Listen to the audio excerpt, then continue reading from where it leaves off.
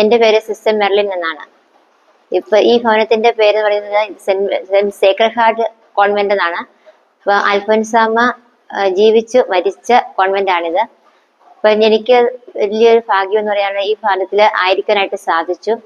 ഇപ്പൊ ഞങ്ങളുടെ ഈ ഭവനത്തില് സെലിമേരിയമ്മ ഞങ്ങളുടെ ഈ ഭവനത്തിലുണ്ട്. ഞങ്ങളെ സംബന്ധിച്ചിടത്തോളം സെലിമേരിയമ്മ അൽഫോൻസാമ്മയെ നേരിട്ട് കണ്ടിട്ടുണ്ട്. അമ്മ പലപ്പോഴും അമ്മയുടെ ചരിത്രങ്ങളൊക്കെ ഇടയ്ക്കൊക്കെ പറയാറുണ്ട്, കണ്ട കാര്യങ്ങള്. അങ്ങനെ അൽഫോൻസാമ്മയെ കണ്ട ഒരു വ്യക്തി എന്ന നിലയിൽ ഞങ്ങൾക്ക് വളരെയധികം സന്തോഷമുണ്ട് ഇവിടെ ആയിരിക്കുമ്പോൾ. ഇവിടെ ഇപ്പോൾ ഞങ്ങൾ 41 സിസ്റ്റേഴ്സ് ഉണ്ട്. എല്ലാവരും എല്ലാ ദിവസവും അൽഫോൻസാമ്മയുടെ മുറിയിൽ പോവുകയും പ്രാർത്ഥിക്കുകയും, അമ്മ 36ാമത്തെ വയസ്സിലാണ് മരിച്ചത്. അപ്പോൾ ഞങ്ങള് അവിടെ പോയി 36 റീത്തോസ് ചൊല്ലി പ്രാർത്ഥിക്കുകയും ഒക്കെ ചെയ്യുന്നുണ്ട്. ഇന്നും എല്ലാ സിസ്റ്റേഴ്സും അവിടെ പോയി പ്രാർത്ഥിക്കുകയും ചെയ്യുന്നുണ്ട്.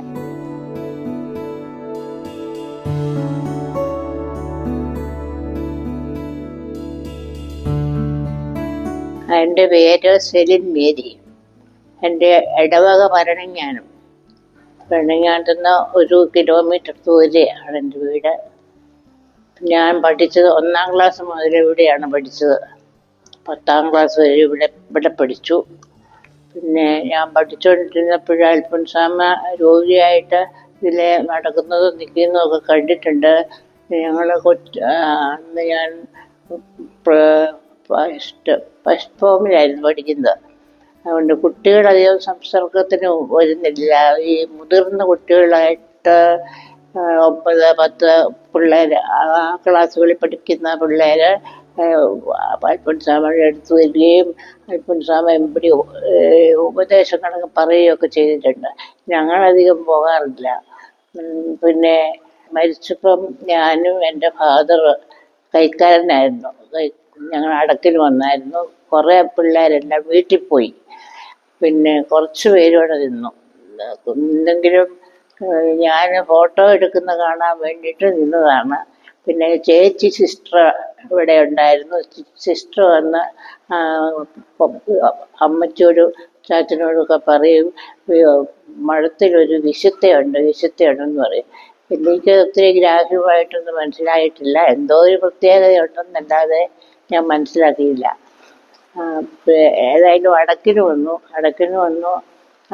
വന്നപ്പം ഗ്രൂപ്പ് ഫോട്ടോ എടുക്കുന്നത് കണ്ടിട്ടില്ല. അതുകൊണ്ട് കാണണമെന്നുള്ള ആഗ്രഹം കൊണ്ട് മിന്നെ കയറി നിന്നു മുമ്പിൽ.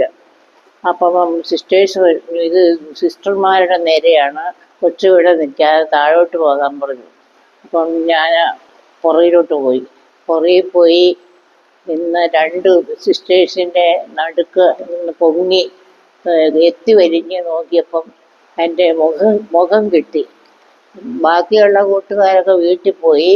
ചിലരൊക്കെ നിന്നെങ്കിലും അവരെ കിട്ടിയില്ല. അവർ സൈഡിലായിപ്പോയി വിട്ട് ഫോട്ടോയിൽ അവരെ കിട്ടിയില്ല.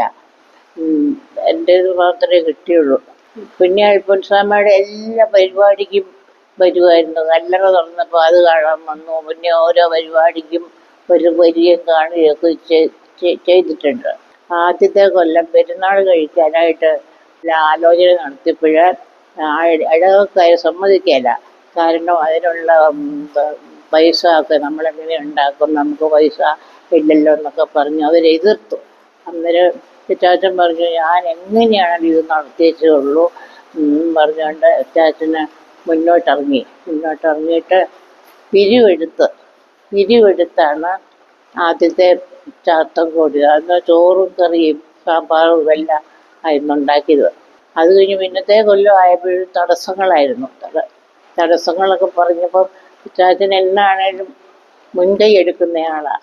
അതുകൊണ്ട് അന്നേരവും മുൻകൈ എടുത്ത് ഇത് ഉണ്ടാക്കിയേ ഉള്ളൂ, നടത്തിയേ ഉള്ളൂ എന്നുള്ള രീതിയിലെല്ലാം പ്രവർത്തിച്ചു.